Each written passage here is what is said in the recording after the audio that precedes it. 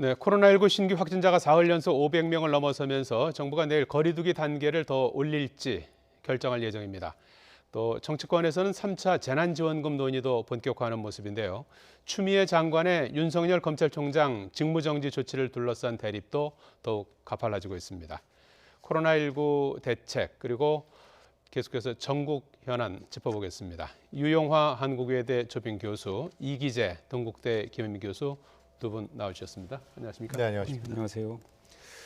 자, 오늘 코로나19 확진자가 504명, 사흘 연속 이제 500명대를 기록을 했어요. 이대로 이렇게 갈 경우에는 머지않아 1000명대를 기록할 것이다. 이런 우려 섞인 전망도 나오고 있는 상황이지 않습니까?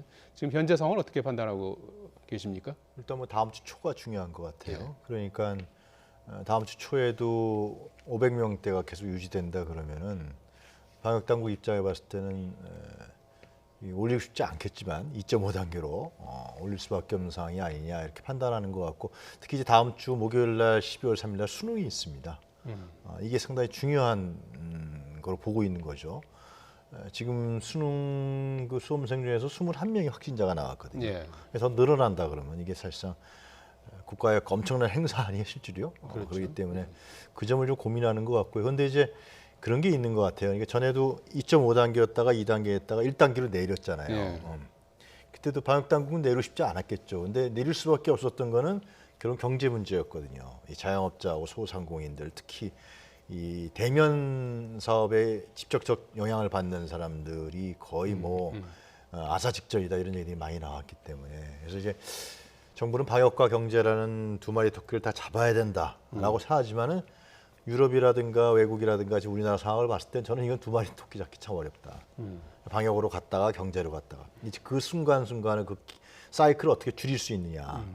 백신이 완전히 대중화되기 전까지 방역과 경제를 어떻게 잘 이쪽 갔다 저쪽 갔다 이거에는 다른 답이 없는 것 같아요, 현재는요. 국민들도 다 그건 아시는 것 같고요. 하여튼 지금 불감증 같은 것도 코로나 피로증에다 불감증, 국민들도 굉장히 피곤하고 우울증까지 있고 그런 상황인데 지금 다른 답이 없는 것 같습니다, 현재는. 지금 거리두기 단계를 보면은 수도권이 지금 2단계 아니겠습니까? 그리고 이제 일부 지역도 2단계, 그리고 또 일부 지역은 1.5단계 이렇게 돼 있는데, 내일 이제 거리두기 그 단계를 이제 격상을 검토한다고 하는 상황 아니겠습니까? 네. 어떻게 봐야 될까요? 올릴 걸로 이렇게 봐야 되는 겁니까? 일단 방역 당국에서 굉장히 고민을 하고 있는 영역이고요. 예. 지금 들리는 얘기로는 격상을 원칙적으로 해야 하는데 과연 이 경제 상황을 걱정하면서 굉장히 깊은 고민에 빠져 있다 이런 것이고요.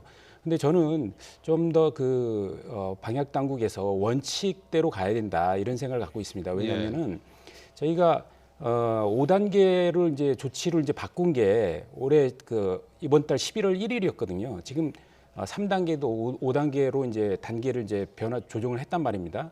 그래서 지금 한 달밖에 안 됐는데 예. 그 단계상 보면은 결국 2단계에서 2.5단계로 상승할 때는 일주일 평균 확진자가 400명 이상이 되면 예.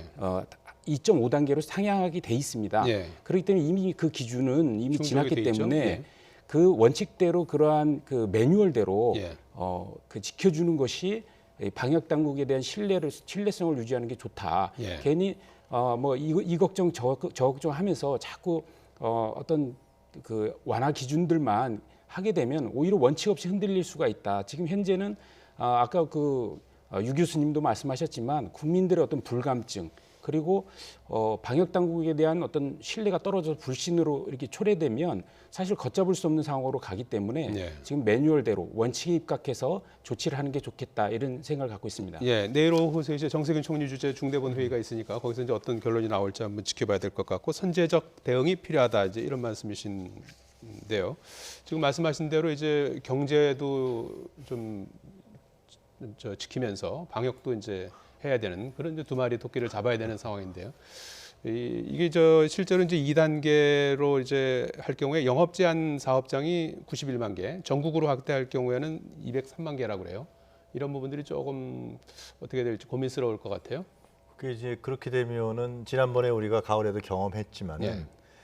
이게 학원이라든가 이 미용실, 노래방 뭐 하여튼 이러한 여러 가지 업종들이 사실상 셧다운되는 거라고 봐야 돼요. 2.5단계로 내려가면 203만 전국적으로 가면 203만 개. 5단계로 나눠서 지금 지역별로 이렇게 좀 다르게 하고 있지만 예. 수도권이 지금 그 확진자 비율이 64% 정도 된다는 거 아닙니까? 지금 그리고 N차 감염이 어디서 일어난지 모르고 이런 상황이기 때문에 그리고 한국은행에서 올해 경제 성장률을 마이너스 1.1%로 했는데 만약에 2.5단계라든가 3단계로 올리면은 경제 성장률을 재조정해야 된다는 것이죠. 그냥 상당히 고민이 깊을 수밖에 없는 거죠. 이게 말씀하신 대로 이게 선제적 방역을 해야 되는데 그러다 보면은 이 피해가 엄청나고 또 그것을 어떻게 또 다시 또 돌릴 수 있을 것이냐라는 문제에 대해서는 해답이 사실상 없는 상황이기 때문에 그렇기 때문에 아마 내일 뭐 정세균 총리가 고민 끝에 결론은 내리겠지만은 방역 당국은 제 생각에는 가능한 한 안 하고 싶을 거예요. 제 생각에는 가능한 한. 그러나 불가피한 상황이 되면 400명, 500명이고 이게 도저히 막을 수가 없다. 그럴 경우에는 올릴 수밖에 없는 거. 그것이 뭐 더 차선책이 더 좋을 수밖에 없는 상황이기 때문에 내일은 약간 좀 떨어진다고 지금 보도가 나오죠. 내일은 뭐 400명대 정도로 나올 좀 떨어진다 그러는데 주말에 뭐 검사 건수가 줄어서 그런 게 있는데 저는 월요일이 중요하지 않을까 생각. 월요일이나 화요일 정도가 중요하지 않을까 생각이 드는데 수능이라는 부분이 있어갖고 아무래도 선제적 방역 조치를 취하는 길을 택하겠죠. 자, 이 코로나19 3차 대유행이 현실화되면서 정치권에서는 지금 재난지원금 세 번째 재난지원금이 되겠는데요. 이 논의가 속도를 내고 있습니다. 여야 입장 잠시 들어보시죠. 피해 업종 지원과 위기가구 긴급생계 지원 등을 위해서 3조 6천억 원, 6천여 원의 재난지원금을 당장 피해가 큰 피해 업종 긴급 지원과 위기 가구에 대한 맞춤형 지원을 검토하겠습니다. 지금 이제 이번에 재난지원금을 지급하게 되면 이제 세 번째가 되고 1차 때는 이제 전 국민, 2차 때는 이제 선별, 3차도 선별 지급 쪽으로 가닥을 잡고 있는 것 같아요. 네, 그렇습니다. 지금 그 민주당이나 뭐 국민의힘이나 여야가 할 것 없이 지금 이번 지원의 대상은 선별적 지원으로 정리를 한 것 같습니다. 아까 자료 화면에서 나왔듯이 피해 업종하고 위기 가구에 대해서 한다 이런 건 있고요. 다만 이제 이거를 이 규모를 어느 정도로 할 거냐 그리고 예산을 또 어떻게 만들 것이냐 이런 문제 갖고 지금 쟁점이 남아 있습니다. 그래서 민주당에서는 한 2조 원 정도의 규모로 그래서 이미 제출돼 있는 예산안 중에서 예비비를 활용하는 방법과 아니면 이제 국채를 더 발행하는 방법을 고민 중이고 국민의힘 쪽에서는 한국판 뉴딜 사업이라고 대통령이 이제 말씀하셨던 것들이 많이 예산이 들어가 있는데 그 중에 보면은 중복 예산이나 말이 그 뉴딜이지 이름만 그냥 뉴딜을 붙여서 온 예산들이 많다. 그런 것들을 삭감하면 충분히 3조 6천억 정도의 규모의 재난지원금을 만들 수 있다 이렇게 주장하고 있습니다. 지금 그 이제 재원 마련하는 방식에 대해서는 여야가 조금 이제 생각이 다른 것 같고 전체적으로 이제 선별적 지원 쪽으로 가닥을 잡고 있는 것 같은데 문제는 여론이 지금 약간 엇갈리는 것 같아요. 국민 여론은 뭐 상당수 뭐 여론조사 이제 두 곳에서 나온 결과이긴 합니다만은 리얼미터 여론조사에서는 전 국민 지급이 또 더 많아요. 이 부분은 좀 어떻게 정치권에서 고민해야 되는 부분 아니겠습니까? 1차 재난지원금 때도 정부에서 낸 가이드라인은 70%였거든요. 근데 그다음에 선거가 있었어요. 그 당시에 총선이 있었고. 그래서 70%라는 기준이 상당히 좀 잡기가 어렵다. 그러면서 이제 100%로 갔는데 당시 정부에서는 반대했었죠. 근데 2차 재난지원금은 그래서 이제 이 선별형 맞춤형으로 가자 그래서 이제 그때 한 7조 8천억인가 아마 했을 겁니다. 그래서 이 소상공인들도 100만 원, 150만 원, 200만 원 이제 구별하고 청년들, 구직자 청년들. 갤럽은 선별 지급이 더 많고. 네네. 그리고 뭐 중학생 가정에게 또 15만 원씩 줬던 걸로 제가 기억하고 그리고 특고자라든가 프리랜서 사람들도 50만 원씩 줬던 걸로 제가 기억합니다. 그러니까 이 직접적 피해 계층들에게 준 것이죠. 근데 이제 우리가 이 재난지원금의 성격에 대해서 분명히 해볼 필요가 있는 것이 뭐냐? 이건 복지제도는 아니에요. 보편적 복지제도 아니거든요. 이거는 소득 보전적 성격을 갖는 겁니다. 그러니까 이 위기, 이 코로나19로 인해서 상당히 손실을 보거나 일시적으로 그리고 생활하기 어려운 이런 계층에게 국가에서 지원을 해줘서 그걸 임시적으로 좀 충당해주는 성격인 것이거든요. 이것이 뭐 보편적 복지가 아니거든요. 그렇기 때문에 이것은 소득 보전적 성격에 입각해서 줘야 되기 때문에 예. 만약 전체를 다 준다. 그러면은 뭐 지금 뭐 2, 30만 원씩 전체 주자 뭐 이런 주장하는 정치인도 있는데 예. 근데 어차피 예를 들면 대면 사업에 있는 사람들이 굉장히 타격을 많이 받고 있고 거기서 일하는 근로자들이 굉장히 실직 위기에 놓여 있고 또 아마 일자리를 잃을 수가 있습니다. 지금 2주간인데 이게 더 늘어나면은 그분들이 많이 일자리 잃을 가능성이 커요. 그러나 이제 언택트 사업 같은 경우는 그렇지 않아요, 지금에. 그리고 만약에 전체적으로 준다 그러면은 예를 들면 어느 정도 생활이 되는 사람들한테 준다 그러면 그 사람들은 어차피 쓸 돈을 국가에서 준 돈 갖고 쓰는 거예요. 어차피 쓸 돈이거든요, 그거는. 네. 그러나 이제 피해 계층들에게 좀 더 많이 준다 그러면 그분들은 다른 차원에서 이 생활과 소비가 이루어지는 측면이 있는 거죠. 그래서 재난지원금은 소득 보전적 성격이라는 부분으로 이제 경제학적에서 이제 정의를 내리는 것이죠. 그래야만 효과가 있는 것이고 실제로 효율성도 있는 것이고 효능성도 있다고 판단하는 것이죠. 그런데 이제 문제는 지금 이기재 교수님도 말씀하셨지만 이걸 어떻게 할 것이냐 문제는 저는 좀 더 두고 볼 수밖에 없을 것 같아요. 이게 만약에 정부에서 정한 대로 2주간에 거리두기를 끝난다. 네. 그러면은 좀 그 피해 계층들이 좀 축소화되는 거죠. 자영업자라든가 소상공인에게 할 수 있지만 예. 이것이 연말까지 간다. 이렇게 되면은 이건 좀 달라지지 않겠습니까? 그러면 이제 전 국민한테 전 국민까지는 지급해야 되는 아니고요. 그건 아니고요. 저는 그거는 아까 말씀드린 대로 그거는 써야 될 돈을 어떤 계층에게는 써야 될 돈을 주는 거기 때문에 사실상 경제적인 의미에서 별 큰 효능성이 없는 것이죠. 그렇기 때문에 아마 정부라든 국회에서도 지금 이걸 정쟁화하고 논란할 게 아니라 지금 이것이 어느 정도 갈 것이냐 예상을 하고 거기에 맞춰서 내년 예산을 편성하는 이러한 어떤 그 지혜라든가 균형성 같은 게 필요하지 않을까 생각이 드는데요. 한 가지만 더 말씀드리면 우리나라가 자영업자 비율이 OECD에서 4위예요. 그리고 이 음식이라든가 숙박업이라든가 도소매매 차지하는 전체 퍼센트가 예를 들면 35%가 넘습니다. 자, 이러다가 저는 걱정이 되는 게 이 예. 자영업자 소상공인들이 굉장한 붕괴할 위기마저 처할 수가 있다. 이런 대책도 국가에서 고민을 해야 된다. 단기적으로, 예. 중장기적으로. 그런 생각이 듭니다. 예, 다음 이슈로 넘어가 보도록 하겠습니다. 사상 초유의 현직 검찰총장 직무배제 후폭풍이 더욱 커지고 있는데요. 국민의힘 등 야권에서는 국정조사 요구서를 제출했어요. 어떤 내용입니까?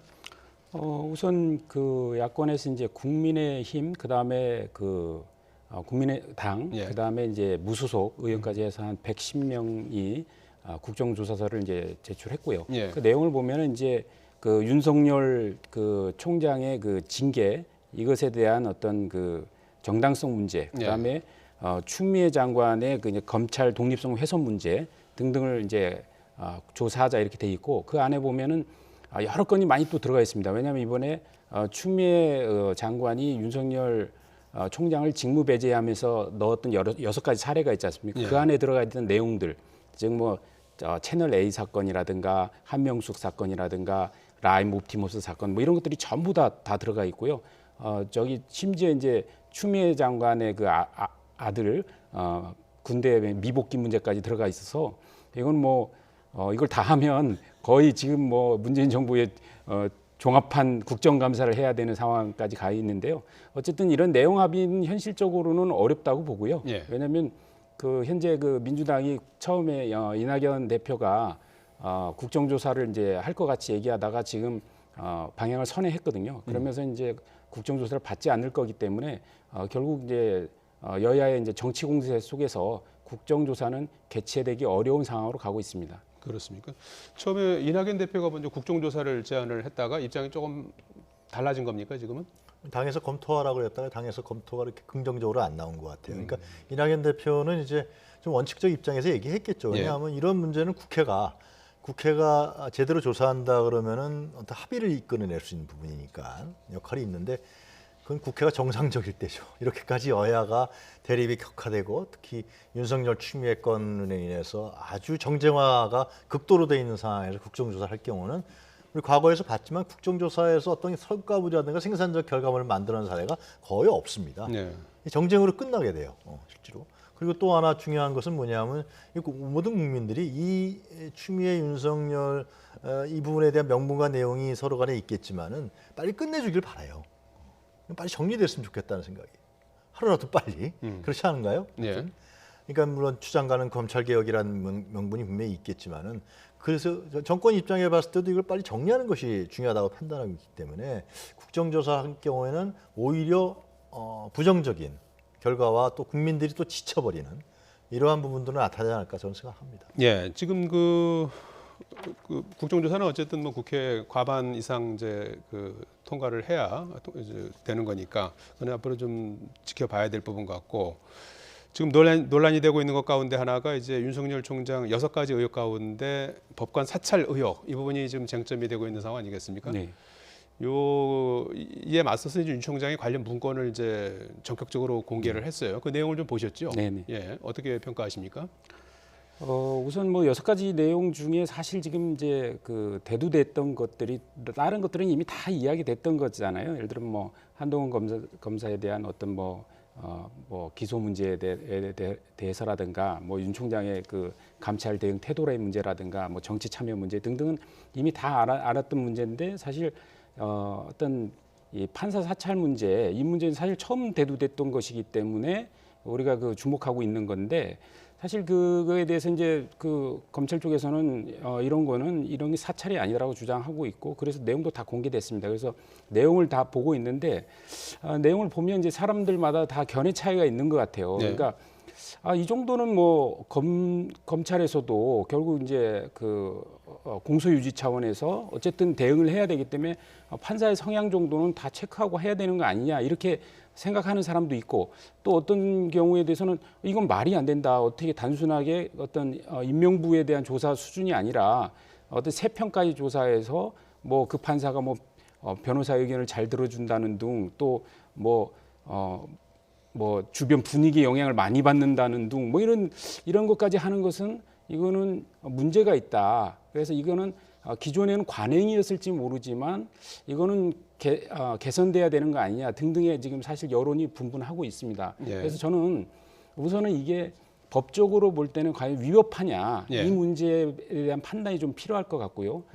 그다음에 법적으로 위법하지 않다 하더라도 과연 이러한 관행들이 적정하냐의 문제도 또한 짚어볼 필요가 있다고 봐요. 그래서 우선은 법적인 문제는 사실은 위법성까지 따지긴 굉장히 어렵다. 왜냐하면 이게 사찰을 해서 무슨 미행을 하거나 도청하거나 이걸 주기적으로 어떤 파일링을 한 것이 아니기 때문에 이것을 위법한 행위라고 보기에는 참 상당히 어려움이 있지만 그러나 적절성 문제에서는 이건 오랜 관행이지만 바꿔야 될 관행 중에 하나지 않겠는가 이런 생각이 듭니다. 왜냐하면 이번에 검찰 개혁 문제를 여러 가지 다뤘을 때 사실 포토라인에 세우는 문제라든가 어떤 심야 수사를 한다든가 이런 문제들 그다음에 피의 사실 공표를 해서 망신 주기를 한다든가 등등의 여러 가지 관행들을 많이 개선해 왔지 않습니까? 네. 등등의 이러한 문제도 그거의 하나의 일환이 될 것이다. 이런 측면에서는 지적할 건 지적하고 가자.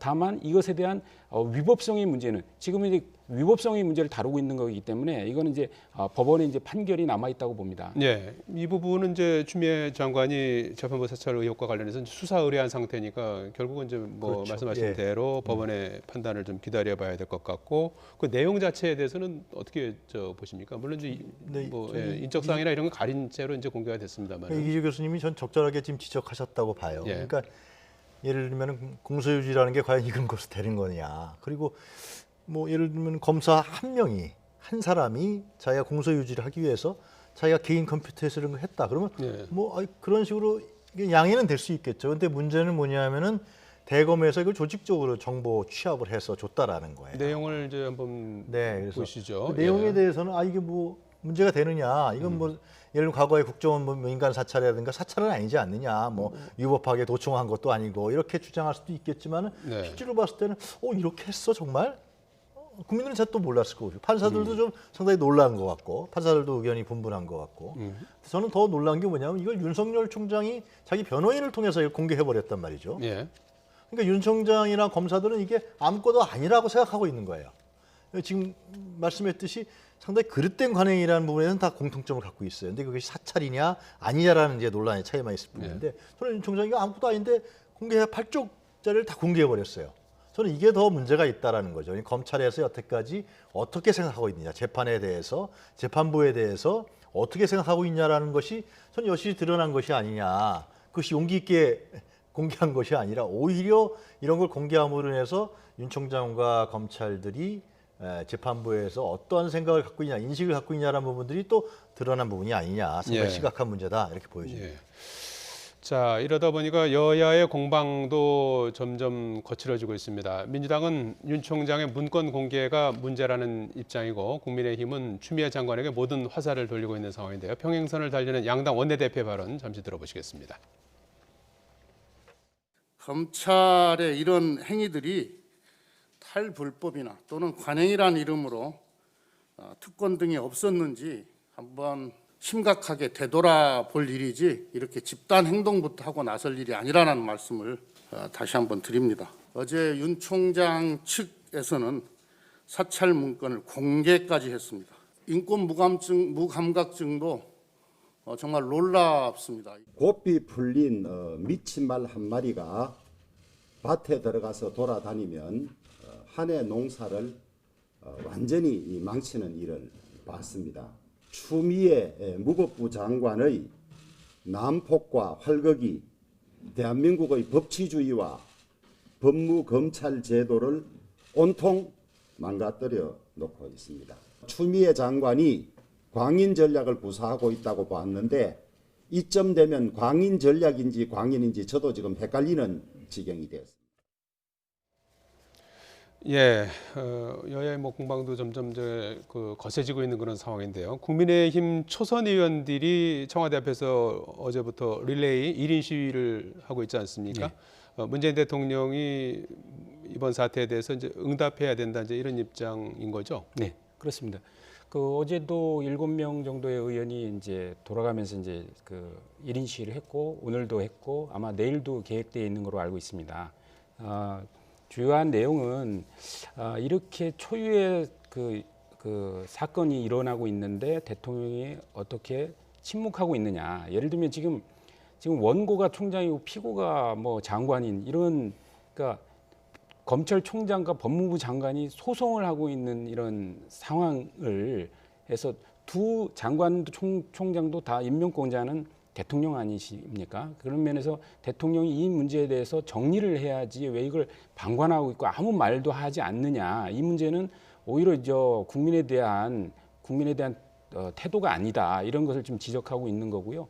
실제로 저도 사실 좀 이렇게 침묵하시는 거에 대해서 좀 의아하고 이런 문제는 좀 개선될 필요가 있다 생각합니다. 왜냐하면 전에 이제 노무현 대통령이나 김대중 대통령 같은 경우에는 거의 기자회견을 1년에 한 150번 하고 그랬었습니다. 즉, 결국 언론을 통해서 국민에게 다가가고 끊임없이 국민에게 이야기하면서 국정을 풀어나가셨거든요. 근데 문재인 대통령은 1년에 한 번 정도 기자회견 하시고 그리고 그 자리에서는 앞으로 좀 자주 하겠다고 하셔놓고 또 그 이후에는 또 이 청와대에서 나오질 않고 계시거든요. 그러면서 어떤 이벤트 자리만 나오고 계세요. 그래서 이런 문제, 이런 민감한 문제, 이런 중요한 문제에 대해서는 대통령 스스로 국민에게 입장을 내고 조속히 어떤 정리를 해줄 필요가 있는 거 아니냐 이런 점을 좀 지적하고 싶습니다. 이와 관련해서 문 대통령 측근이자 복심으로 불리는 윤건영 의원은 이제 모든 이슈의 야당이 대통령과 진흙탕 싸움을 해보려는 것이다 이런 이제 비판을 내놨어요. 그리고 민주당은 청와대 시위는 번지수를 잘못 찾은 것이다 이렇게 이제 비판하고 있는 상황 아니겠습니까? 저는 야당이 지금 현재 문제에 대해서 좀 지적을 할 때 균형감 있게 지적했으면 좋겠다는 생각이 들어요. 이거는 단순한 여야 간의 정쟁 문제가 아니라 이 검찰이 껴있는 문제거든요. 윤석열 총장이라는. 야당 분들도 그런 얘기를 언론에서 한 것 같은데 예를 들면 윤 총장이 과거에 이명박 정부 때 관계자들 그리고 박근혜 정부 때 관계자들을 사실상 지금 윤석열 한동훈 두 사람이 중심이 돼서 다 수사를 해서 감옥 보낼 사람 보냈고 그 칼을 휘둘렀단 말이죠. 그리고 지금은 윤 총장이 사실상으로 봤을 때는 문재인 정권의 관계자들에게 칼을 휘두르고 있는 거거든요. 심지어 한 정부의 에너지 정책에 대해서도 지금 압수수색을 하고 있어요. 그럼 정책에 대해서도 검찰이 수사를 한다. 그럼 향후 정권이 어떤 정권이라도 정책을 펴나갈 수 있겠습니까? 이거는 상당히 그 칼날이 검찰의 입장에서 모든 걸 예단하고 모든 것을 다 지휘하려고 하는 이런 엘리트주의적 사고방식에서 지금 비롯되고 있는데, 그러다 보면 어떻게 되겠습니까? 이것은 예를 들면 언제 또 다시 야권 국민의힘 쪽으로 갈 가능성이 충분히 있는 거거든요. 그런 시각에서 윤 총장 문제를 접근하고 얘기를 해야 되는데, 이것을 지금 문제가 터지니까 추미애 장관이 절차상의 문제가 있다. 이거를 하나 갖고서 완전히 맹공을 펴먹고 있는 거예요. 맹공을 펴먹고 있으면서 그러면서 사실상 정치 공세를 이쪽으로 하면서 문재인 정권에 대한 아주 대단한 공세를 펴고 있는데, 그러다 보면 어떻게 됩니까? 윤석열이 올라가는 거, 윤석열 총장이 올라가는 거죠. 그럼 대권 지지율 더 올라가겠죠. 예를 들면은. 그럼 대권 지지율 올라가면 어떻게 되느냐? 지금 국민의힘의 대선 주자들은 흡수되는 거거든요. 그럼 내년에 예를 들면 지금 뭐 대선이 얼마나 많이 남았다 많이 나왔죠. 또 짧게 남으면 짧게 남은 건데 그럼 지지율 같은 경우로 그러면 야권 지지율을 어떻게 올릴 것이냐라는 문제도 같이 결합돼 있거든요. 그래서 저는 좀 균형 있게 지적을 해서 이 문제가 좀 합리적으로 풀어갈 수 있는 그런 방향으로 만들었으면 좋겠어요. 자, 다음 주가 그래서 상당히 그 중요한 일정들이 지금 많이 있지 않습니까? 이 추 장관과 윤 총장 모두 이제 물러설 뜻이 없는 그런 상황이고, 공은 지금 법원으로 지금 넘어가 있는 상황 아니겠습니까? 윤 총장이 신청한 직무배제 집행정지 신문 기일 모레 이제 월요일에 열리게 되는데 어떻게 전망하십니까? 모레 이제 그 신문이 있고 그날 바로 아마 이 집행정지 이제 가처분 신청이 받아들여질지 아니면 그 다음 날 할지 아니면 한 일주일 정도까지도 예상한다고 하더라고요. 그래서 한 12월 4일까지도 생각을 하는데, 근데 그 사이에 이제 그 감찰위원회도 열리게 되고 또 징계위원회가 열린단 말입니다. 12월 2일에는. 그래서 그러니까 모레 11월 30일 날 바로 이 문제에 대해서 결정을 내겠느냐 법원에서. 아무래도 감찰위원회나 징계위원회의 과정을 좀 지켜보고 나서 결론을 내지 않겠냐고 이제 대부분 전망들을 하고 있습니다. 왜냐하면 사실 일반적으로 이런 어떤 행정 처분에 대해서 법원이 이런 집행정지를 잘 받아들이질 않습니다. 대부분은 다 그냥 행정 처분을 인정하고 말거든요. 근데 이제 법원이 이걸 받아들일 경우에는 이거는 정말 문제가 있다. 그리고 소송을 했을 때 이 사람이 이기겠구나라는 판단이 들 때 이걸 수용하는 경우가 있거든요. 그렇기 때문에 결국 법원 입장에서는 결국은 이제 과연 그 윤석열 총장이 이렇게 직무를 정지당할 만큼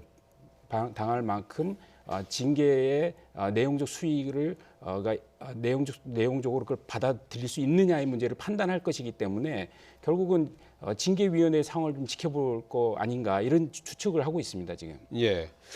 월요일에 결론을 내지 않고 수요일에 열리는 이제 추미애 장관이 소집한 징계위원회 결과를 보고 판단하지 않겠는가 하는 그런 이제 조심스러운 전망을 해주셨는데 말이죠. 수요일에 추미애 장관이 열리는 징계위원회, 거기서는 일단 뭐 추미애 장관의 의중이 많이 실리는 그런 결과가 나올 걸로 이렇게 예상하는 시각이 지배적이죠. 지금 여권 핵심부하고 추 장관은 수순대로 가는 거 아니겠습니까? 결국은 이 윤석열 총장에 대해서 두 가지 점을 생각하고 있는 것 같아요. 하나는 6가지에 대해서 이제 문제점을 추 장관이 내놨지만은 상당히 위법한 사항들이 많이 있다. 뭐 장모라든가 부인이라든가 그리고 지금 법관에 대한 사찰 의혹 문제라든가 이런 부분들 속에서 실제로 총장직을 유지하기가 어려운 거 아니냐, 그런 수사를 받고 있고 그 위법 사실이 드러나게 되면 더욱더 그렇다라는 문제 하나하고, 두 번째로는 이 정치적인 의미인데요. 윤석열 총장이 검찰의 입장에서 정치를 하고 있다고 보는 거예요. 그 정치의 칼날이 실제로 이 국가공무원인데, 대통령이 임명한 사람이 국가공무원인데 그 칼날이 자기는 장관의 부하가 아니다. 그리고 이 현 정권에 대한 그 칼날을 피우들고 있다는 거예요. 살아있는 권력에 대해서 한다라고 마치 정의 사도처럼 얘기하면서 한단 말이죠. 그런 부분들이 국민에 현혹당할 수 있는 측면이 있거든요. 그러면서 추미애 장관의 과도성이라든가 절차적 문제점이라든가 이런 부분들만 지금 부각되어 있는 상황이란 말이죠. 물론 양쪽 다 문제가 있다라고 지적할 수 있겠지만, 그렇기 때문에 제가 봤을 때 정권 입장에 봤을 때는 이걸 빨리 정리해야 된다는 생각을 갖고 있지 않겠냐. 물론 이제 징계위원회가 열려봐야 알겠지만은 징계위원회 수술을 밟으면서 아마 윤 총장을 징계위원회에서 문제가 점이 드러난다 그러면은 확실하게 징계하는, 그러면서 윤 총장을 정리하는 수순으로 가지 않겠냐, 그런 생각이 듭니다. 자, 지금까지 코로나 상황, 전국 상황 짚어봤습니다. 지금까지 유용화 한국외대 초빙 교수, 이기재 동국대 겸임 교수였습니다. 또 말씀 고맙습니다.